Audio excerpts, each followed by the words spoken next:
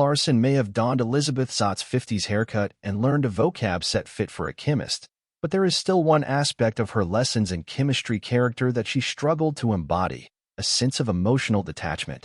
There's a lot that I identify with, Larson said of her character in an interview with The Hollywood Reporter. I do have intense focus.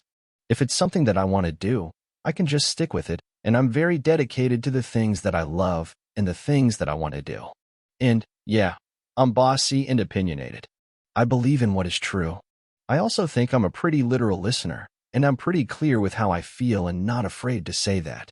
But in other ways, the role presented Larson with an unexpected challenge. I think the biggest difference between Elizabeth and me is that I'm just far more emotional than she is, the actress explained. Just the beauty of life makes me cry all the time. Sadness makes me cry as well, but I would say I'm constantly moved and touched by humanity, and Elizabeth's just not a crier, Larson said. She doesn't have access to that. And I didn't think about it so much until we were actually doing these scenes, and series creator, Lee Eisenberg, just kept going like, nope, you gotta keep it down. And I was like, I don't think I can. Ironically, Elizabeth's story is quite the tearjerker, and she has plenty of reason to cry herself. The Apple TV Plus drama based on Bonnie Garmus' best-selling novel follows the research chemist as she suffers an unimaginable loss and forges a new path in the wake of that tragedy. But the way she responds to that loss didn't always line up with Larson's natural instinct.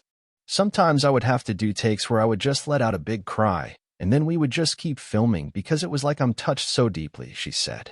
I don't have that capacity. So keeping that sense of detachment is interesting. It's a cool part of my job that I get to explore different ways of being in the world. But I'm emotional. I can't do it.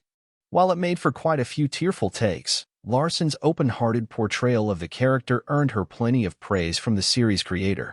She did so much research, Eisenberg told EW ahead of the series release. She's a very believable chemist, and she is a more than believable cook. More than that, she just has a giant heart, and all of that comes through. The miniseries sees Elizabeth go from lab tech at the prestigious Hastings Laboratory to launching a second career as the host of a hit TV cooking show, Supper at 6. All 8 episodes of Lessons in Chemistry are currently available to stream on Apple TV+.